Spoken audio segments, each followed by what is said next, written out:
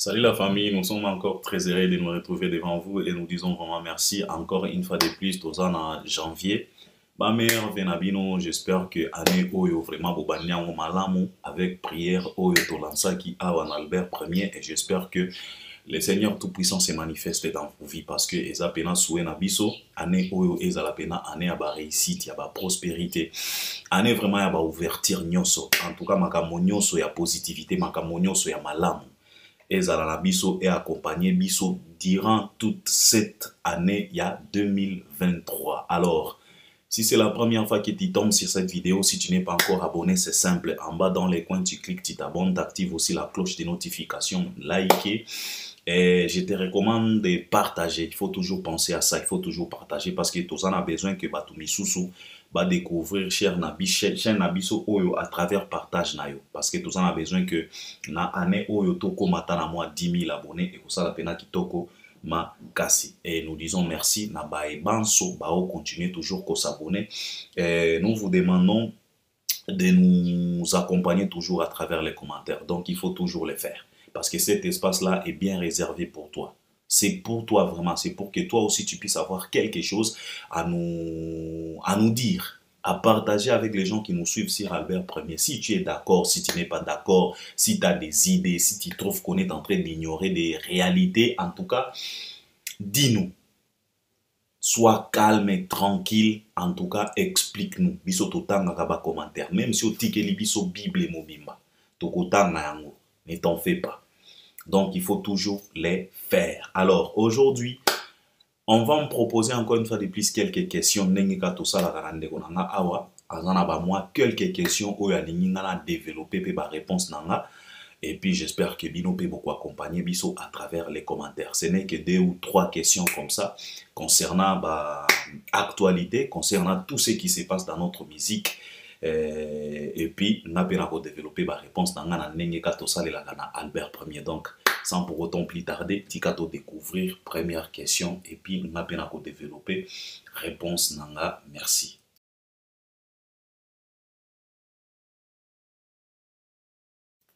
Ouais, merci pour la question, vraiment. Ouais, Tozo yo kango, nalanda ki moi et lokoana. Aujourd'hui, Ekomio, Fali Poupa, Tricher, Fali Poupa, Ibagaba Stream, Fali Poupa, ceci, cela. Tu sais, mec, hein, communauté Nabiso, naebita, qu'est-ce qu'on peut faire aujourd'hui pour la communauté Oyo? Bon, naebita, eza pena pas si pe mawa. Et ça fait honte. Comment na ba communauté mosusu, tango bozana bango, et logo basalaka, ezalaka ko se moquer na biso. Et ça dérange souvent.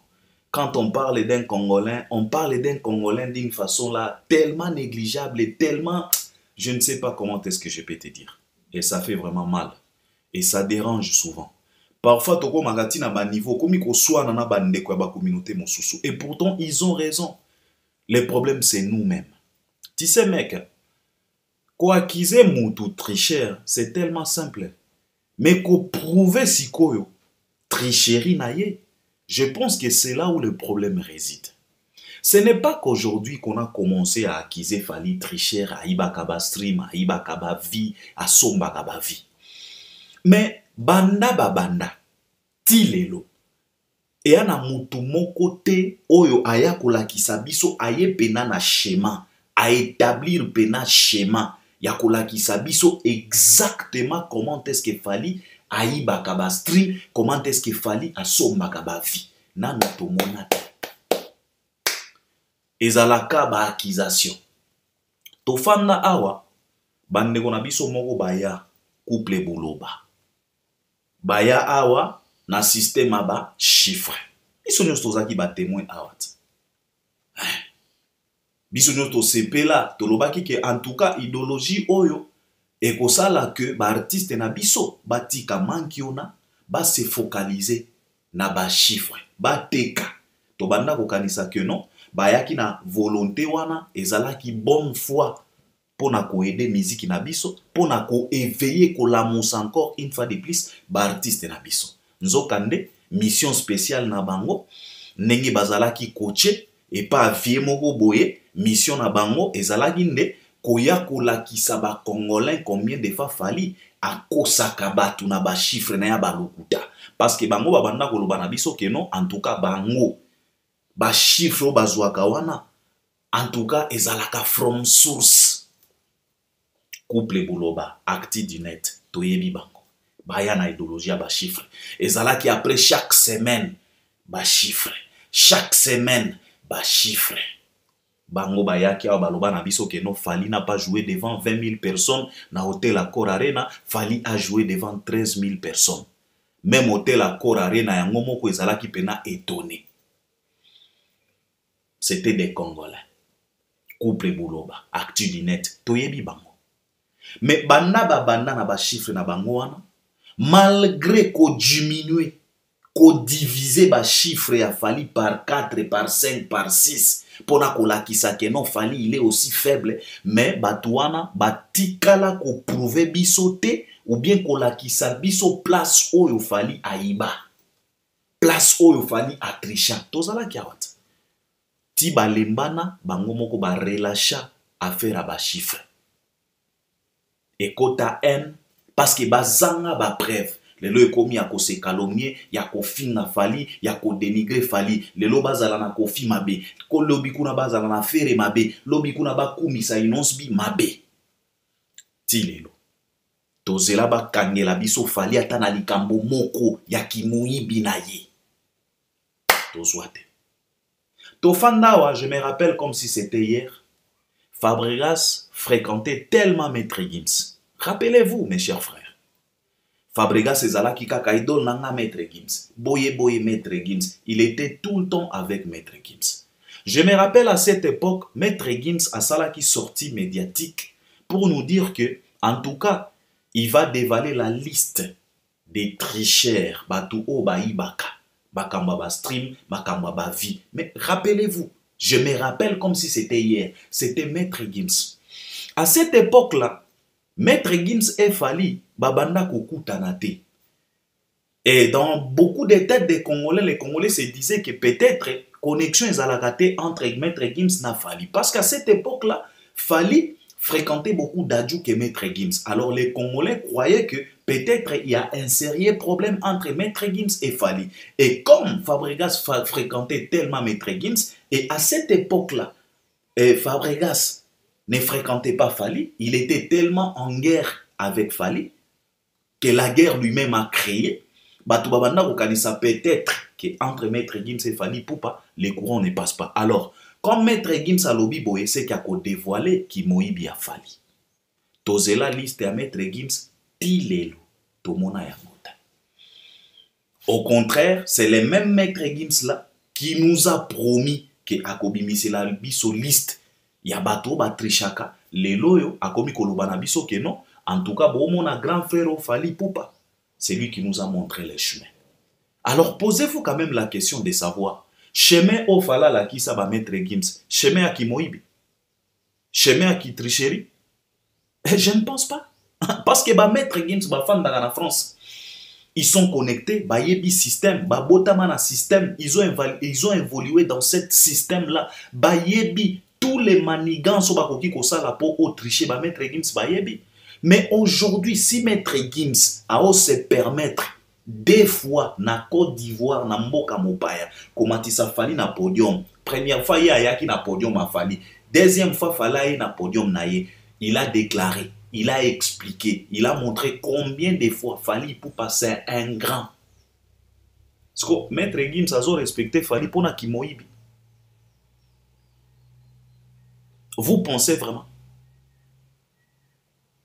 Je pense que pour répondre à ta question, mon cher ami, on est un peu fatigué avec tout ça. On est un peu fatigué, papa. Bisoto komi koka moi. Et komi, donc, ata soki mindele bazo expliquer makambo na bango ya France kuna. Et komi ka Fally.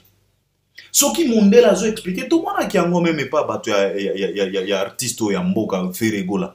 Quand ils ont voulu Bayaki na ba mankamo moko, je me rappelle comme si c'était hier parce que je me rappelle à cette époque-là de mère abanda kolobelana na makamba ba musique, c'est des mères qui est venu pour nous montrer pour na kolakisa trésor congolo combien de fois il était tellement bête, bourrique, bouffon. Bazwa ba vidéo moko ya mundele moko babanda ko expliquer ba komisi ya bango que non, bazo tricher, bazo sala soki ndenge nini oh, baibaki ba vi na bango. Si vous vous rappelez bien, c'est Denner qui est venu pour expliquer, pour nous démontrer combien de fois ezaki ba manigance na bango, ezaki ka qui manque ona na bango babanda kusala. Donc lelo ekomi kaka ta soki mundele moko ya Portugal azo expliquer tricherie moko ezo sala na Portugal, fali pe il faut akota na kati.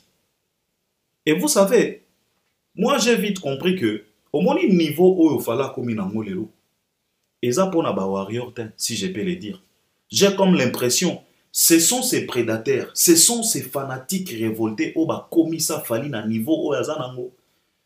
Parce que ba komi ko komi sa fali on dirait nazo yebate, nazo comprendre te. Et c'est tellement dangereux. Et komi ko sa la paix soni. Banda bobanda fala trichaka mais eza na esika moko te bolakisa biso tricherie a fali po totala ke en tout cas effectivement fali a tricher. Fala sombaka ba stream. Bo uchi komona bilan na ya 2022 non? Plus de 58 concerts. À côté ici plus de 2 453 000 dollars. Ba côté si mbonga ba stream te. Mbongo wana ce n'est que pour les concerts, pour les shows, pour les invitations. Seulement 2 453 000 dollars par an. Batie mbongo ba stream te. Et puis bino boyebi stream écoute ça à combien?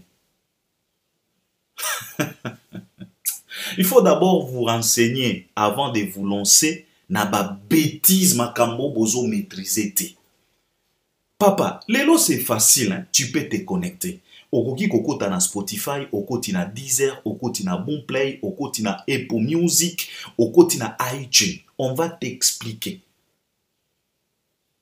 Ndenge ba kontaka ba stream. Toi-même tu vas comprendre que perdre ton temps en train de tricher dans des streams, il faut la peine fou pour ça la tricherie.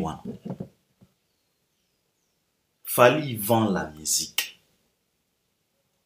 Fali ne triche pas dans la musique. Bolongwa na ba mankambo wana. Bolongwa na ba bêtise na bino wana. Bokotika la kaka sima ya fali pour na buzoba. Donc bino et comme iso ki mindele ba fandi bazo expliquer makambo na bango ya France, bazo expliquer ki manki ona na bango ya ba français, il faut beaucoup tsaka fali na kati. Donc fala ngo akomi ndenge nini. Biso tozo comprendre te. Et c'est tellement triste. Bino mutu bozo kanisa keno boko aider ba artiste na bino wana po ba égaler fali. Na ba makambo ya boy. Papa, na lobaki na bino boye. Maison comme Warner, maison comme Electra, bazana tante ya ko salir image na bango po na fali. Bo comprena kayango bien. Parce que on a comme l'impression koyo kanabino na yebite soki boyo kelaka wapi. Je vous le répète encore. Une maison comme Warner, une maison comme Electra, bazana tante ya ko salir image na bango ou bien ya ko tia image na bango en danger à cause d'un artiste congolais qui chante à lingala un peu de français comme Fali. Jamais. Po babanda ko publier makambo oyo consciemment bayebi ke eza tricherie. Jamais bako salaka yango jamais. Fali aza nani devant Warner. Fali aza nani devant Electra. Pour Electra endima ko salir image nango pour na Fali. Parce que bangonde ba publiat. Que Tokos 1 est commis éligible. Ce n'est pas Fali qui a publié. En premier, c'est Warner. Et bino bokanisi nenge bo fani wana, nenge bozo akize Fali na tricherie. Bino bokanisi pena Warner ekoki kotia image nango en danger à cause d'un Fali, un Kinois, un Dalois qui chante à lingala un peu de français. En tout cas, boza la kana ndenge nini vraiment, bo raisonner la kawapi. Boza la kana cerveau ya lolenge kani. Jamais. bakoki kotia image na bango en danger te po na Fally, jamais. Alors Fally ne triche pas, Fally travaille. C'est le travail, papa. Tango bozo ronflé, lui il est en train de réaliser des clips avec Mokobe na Abidjan. Tango bozo ronflé, yazo sa la patte na ya listening ya album na ya Formule 7 bazo yo kayango na Côte d'Ivoire. Basali moi listening party ya koyoka album banzembo première chanson deuxième troisième quatrième bazo yoka Formule 7. Et tu sais qu'est-ce que cela veut dire? Cela veut dire des contrats encore une fois de plus na Côte d'Ivoire. Dans le Baranabino, awa, Fally ne fait plus les au hasard. Musique ya kotatone, non. Musique ya Fally est comme une structure mobimba. Et comme il pena structure mobimba, structuré, toyebi très bien, na décembre, Fally azalaka na Congo te. Et si totia yango na mutu, un artiste comme ça. Eza musique ya au hasard te, eza musique ya batatonnement te. Eza musique ya kosangisa te, totala soke kosimba, non. Fally ne fait plus cette musique. Fally ne fait plus les au hasard. Fally ne fait plus de tâtonnements dans la musique, non. La carrière est bien structurée. Tricher, bwana sonita.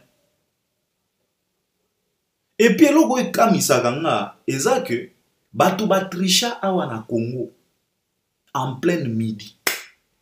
Bolobelaka bango te. Fabregas a la biso des disques d'or ya Lukuta.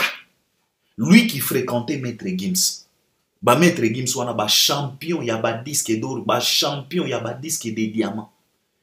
Maître Gims pouvait conseiller Fabregas que non, petit makambo ligno sala keba.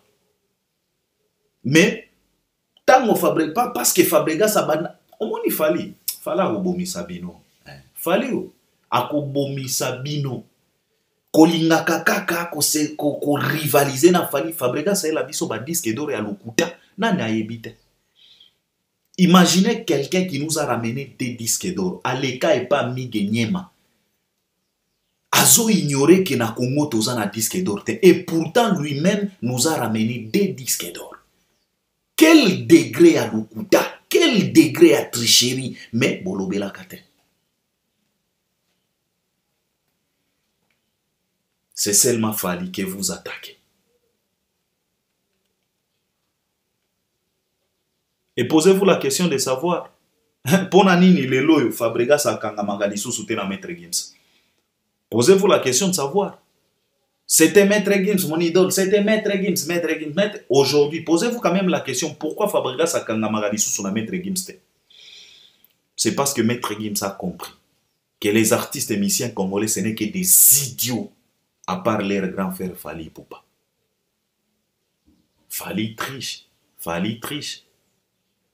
Tozala kiawa, o azalaka na ba fanatique virtuel.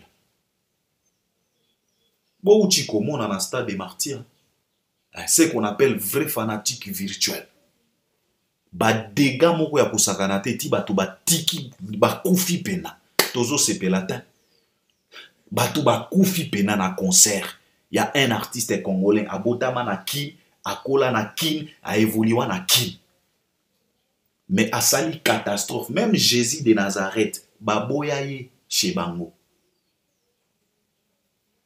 Jésus, mwana nzambe, badouta chez bango. Malgré tout ce qu'il a fait, ils ont douté. Combien de fois plus fort Fally? Botika. Et comme il kokoma trop. Tolingi kutu kota na ba makamba ba détail to banda ko expliquer papa to ko expliquer motute. Yo soko lingo comprendre makamba ba stream kota, tu es connecté. Internet o sale la kapo o ya ko finga Fally muibi. Sale la kapo internet wana po o kota o vérifier, o checker. Spotify eza wana, Deezer eza wana, Amazon eza wana, Boomplay eza wana. iTunes eza wana kota. Allez apprendre po o ya koloba. Banda bo banda kwa kize mwana batu moyibi. Botika la kola kisabiso ki moyibi na ete. Et pourtant ba vrai moyibi baza ba fandi wana tranquille. Bolobela ka bangota.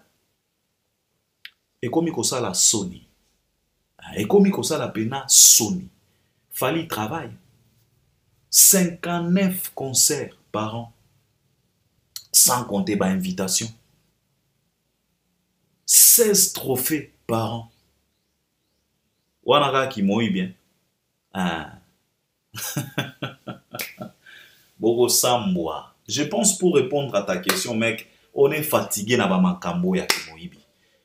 C'est simple, tant ozo akize moto kimoibi, tant ozo akize moto azandumba, la kisa pe ki ndumba na et. La kisa biso pe ki ndumba na et. C'est ça le problème. Miibi na Congo to yebi bango, ba mankioniste na kati ya musique na biso to yebi bango. Il faut qu'ils arrêtent. Il faut qu'ils arrêtent. Fally travail. C'est un bosseur. Ndenge to fandiawa, au monde ndenge formule cette ezoboma biswa. Mais il est assis à ici déjà plus de 40 chansons et albums nae urbain. Siko na année oyo soki fala lekili susu na plateau lobi ke non na kobimisa album mosusu na année oyo et vous allez ndenge nini? Parce que il travaille. Il nous a illustré ça dans Nzembo nae Sweet Life. Quand tu es en train de ronfler, moi je travaille.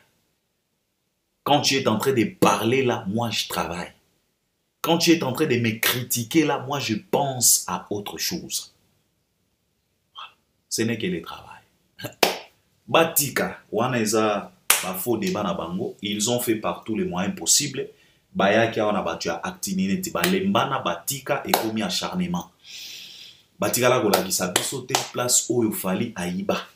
Alors qu'ils arrêtent. Je pense que c'est mieux. Donc, c'est ça ma réponse. Je pense que Batoupé Bako contribuer, Bako accompagner à travers les commentaires. Merci beaucoup pour la question.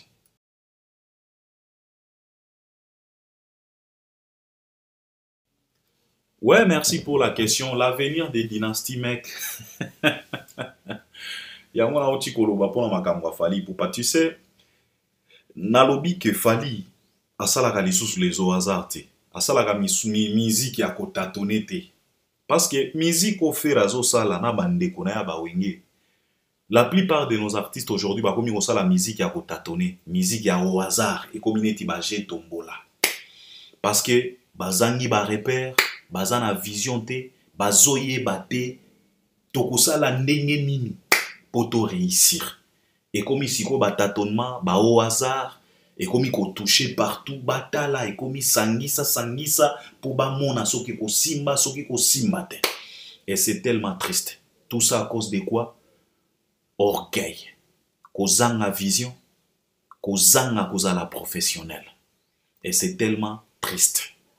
Papa, dès le début, biso tolobaki, tango toyokaki kende ko fere, azolinga sangisa bandeko na ya maison mère pour baya kosala dynastie.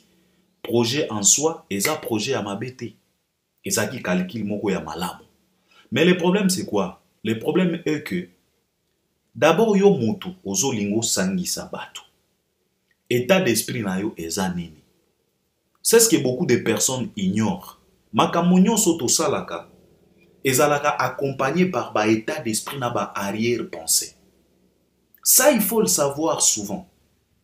Mutu nyonso tant wazo sala likambo, tant wazo proposer likambo, tant walingi akota na likambo moko boizalaka toujours na biloko mibale. État d'esprit nae et puis les arrière-pensées. Motivation nini et salut que asala likambo wana.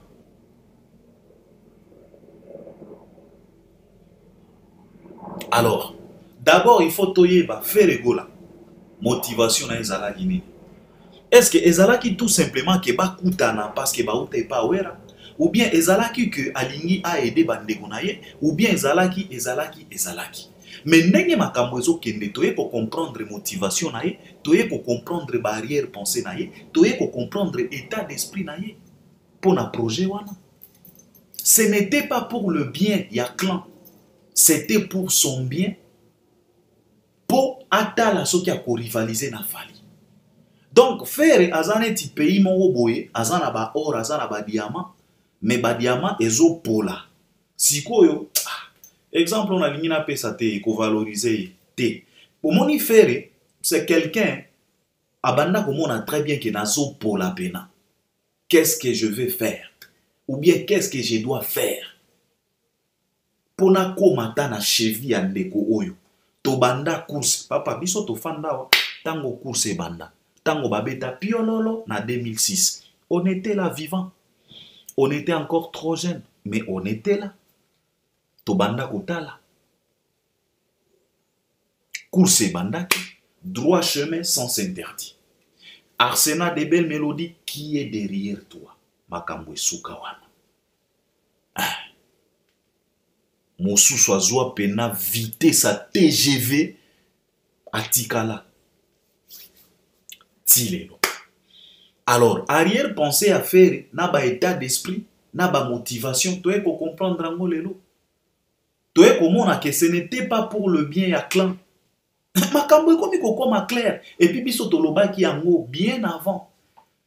Na comportement ya bawenge. Pour le moment nazoloba soko lingi otala ingratitude. Soko lingi omona ingratitude na ba facette na ngonyonso yoko taka na wenge. Okokuta ba généraux ya ingratitude ba fanda. Soko lingi omona impolitesse na ba branche na ngonyonso kotaka na wenge. Okokuta ba généraux ya impolitesse ba fanda kuna. Soko lingi omona quoi? Manque ya respect kotaka na wenge. Lelo tozo mona. Nengotu ninga avenir ya dynastie. Avenir ni. Et comme il y a tâtonnement. Voilà. Et comme il y a tâtonnement. Soko zo tâtonner, au comme il fanda, au simbia, et comme il est tombole, comme il est Paris match. Ozoye bate sok équipe ko gagner. Mais au parier kaka, peut-être qu'on soit chance au gagner, peut-être chance exacte, balier yo, yango tozo mona na dynastie. Avenir et à tâtonnement. Avenir et à tâtonnement et à siretin parce qu'on ne sait plus ce que simba, ce que simba. Les lobbies, la lobby que non allongwe, peut-être lobby kuna, tokomona e lisusu ye wana na fere parce que batu ya bawenge okoki ko comprendre jamais te makamona bango. C'est la raison pour laquelle biso tozalaka na mwa réticence wana kolobela makamba wenge. Yango bolobaka o biso kaka fali. Non, ce n'est pas que biso kaka fali. Non, c'est parce que makambo afali za makambo moko zomona logique eza. Soko lobi yango, soki batuni yo, tu es capable de justifier. Parce que ça makambo ezomona ndenge ezokende. Mais makambo bawenge ko comprendre te. Okoya awa okumisi likambo, lobi kuna likambo échanger. Tomona yango entre Ferre na ba fanatique na ye. Ferre leka et pas Claudicia. Na époque moko boitango dynastie 1 elingi ebima, si vous vous rappelez, ma fanatique na balobaki na biso ke non, Ferre va chanter avec Céline Dion. Ferre va chanter avec Elton John. Tomona yango. Tango Ferre aleka et pas Claudicia, il a démenti. Il a dit non, ngana koyemba na Céline Dion te. Balobaki pe na biso ke Ferre koyemba na Maître Gims na dynastie 1. Je me rappelle comme si c'était hier. Mais Ferre aleka ke pas Claudicia, alobi ke non, ba fanatique na ye bazokosa. Yangani azana ba featuring wanate. Donc c'est toujours comme ça. Alors imagine-toi, yo motoleka ki na plateau ozoloba ke Ferre koyemba na Céline Dion, Ferre koyemba na Elton John na dynastie 1. Au final, yemoko Ferre a démentir. Et c'est la raison pour laquelle biso tozalaka na mwa bo bangi pona kolobela makamba ba wenge parce que clarté ezalaka te ozomona clair et pas na bango ezalaka flou. Médiocrité na médiocrité, stress na stress. Ozo comprendre te, nani aza vrai te. Alors, quand on a avenir la dynastie, papa, avenir est comme moi, to komi ko tia ba doute. Et avenir est comme ko tâtonner, tozo comprendre te so ke ko simba te. Après Bill Clinton, nani a ko lâché à faire. Est-ce que c'est Léo a ko kende na faire tina souka? Parce que chez méchant mosusu ye wana. Ozoye bate couleur na ye. Donc bipolaire. Projet moko ya ba bipolaire, trouble mental. Ozo comprendre te. Ce n'est que des bipolaires et des bipolaires. Batu moko ya ba stress na ba stress. Ba kutani na projet. Avenir e kozala ndenge ni. Imagine-toi quelqu'un comme Ferregola azolinga a rivaliser na Fally. Azoye ba très bien que mutu oyo nazolinga na rivaliser na ye, c'est d'abord un pro professionnel. C'est d'abord quelqu'un qui est tellement organisé. C'est d'abord quelqu'un qui a une équipe moko costaud. C'est d'abord quelqu'un qui fait ça, qui fait ça, qui fait ça, qui fait ça, qui fait ça. C'est d'abord quelqu'un qui a une maison de Warner Electra. Tu veux rivaliser avec quelqu'un comme ça. Mais yo peut ça la taille fort. Ya cause la réglote. Mais c'est les mêmes frères. Abengisi baninga naye. Azole kanaba plateau pour faire comprendre biso que non, il a commis businessman. Mais un businessman azo kokakutu ko préparer contracté. Un businessman. Ça fait quand même un moment, Ferre nous répète souvent que non, on a la business. Mais papa, olingo ça la business sans contrat na ndenge nini. Oko gagner ndenge nini. Et makambo oyo nengo tuninga question à venir à dynastie papa, to ça la keba. Omoni tozo mona ngone ti blague, mais ça peut exploser awa du jour au lendemain. Et koko ma catastrophe. Parce que tozo lobaka likolo, tozo kota pena na mozindo te. Fere ye wana azana kacha Sony. Album Oyo Dynasty D ekozala distribué par Sony encore une fois de plus. Sony a sakanaka te. Ba maison wana bazalaka na makambo ba sentiment te. Ce n'est que des businessmen, c'est du gagnant-gagnant. Bango bazalaka na ba clause, ce n'est que des contrats. Alors, tozo mituna, batu wana bache banzembo na bango. Ba droit d'auteur ekokendaka ndenge nini, bako bénéficier ndenge nini, ekozala ndenge nini. Est-ce que Ferre asombaki banzembo na bango, apesaki bango mbongo po aloba na bango ke non nga naza na besoin kaka bo composer lenga banzembo na kofuta yo autant nzembo ekomi yanga. Est-ce qu'il a procédé ainsi? Ekozala ndenge nini? C'est la question qu'on se pose. Parce que biso tozo mona kaka o bila longwe, o kinga na longwe, ba oyo batikali. Ekozala ndenge nini? Ekokende ndenge nini? Soki kaka pona koya, kokota na kati ya projet. Ata papier ezate. Et bongo tango banzembo ekobima, tango banzembo ekobanda kosala succès parce qu'on ne sait jamais. Ekokendaka ndenge nini? Ba droit. Sony akopartager ba droit ndenge nini? Bakosala calcul ya lolenge kani pour mutu na mutu a se retrouver parce que jusque là faire azolo bake eza banzembo na bango. Parce que bila lobi ke contrat ezate apesi biso mongo te. Donc soki bache banzembo na kati ya projet wana banzembo wana il faut ebima na ba kombo na bango. Et tango ekobima na ba kombo na bango, cela veut dire droit d'auteur.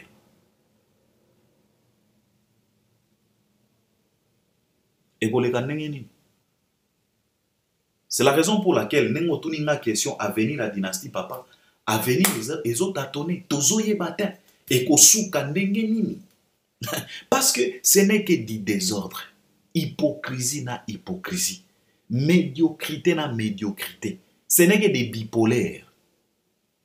Et pose-toi la question, là où 4, 5, 6 bipolaires se retrouvent, et vous allez une catastrophe naturelle. Yango tozo mona. Yango tozo mona. Biso to lembi déjà. Donc à venir, tokomi ko douter na. Tozo yebatin, to mona clair te. Parce que oyo tozo lo bakaka ezaka na ebandeli. Projet na no ebimite. Ah, faire azo tâtonner kaka. Musique ya tâtonnement.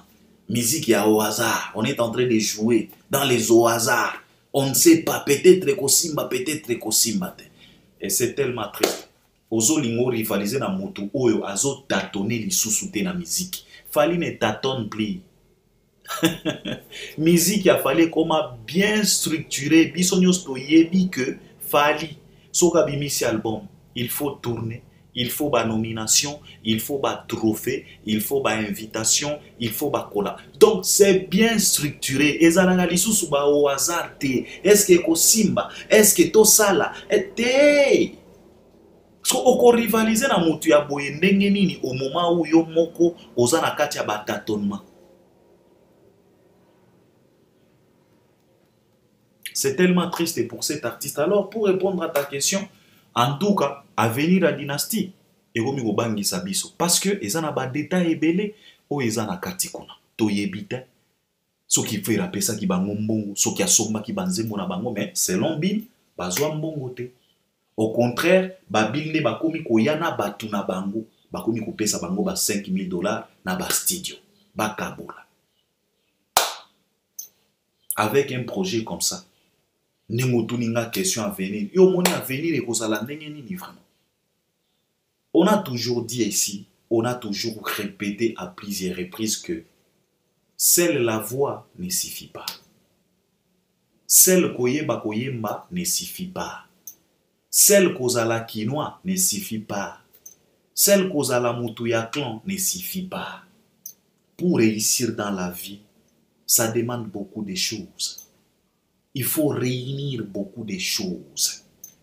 Et aussi, il y a des ingrédients ébélés pour réussir.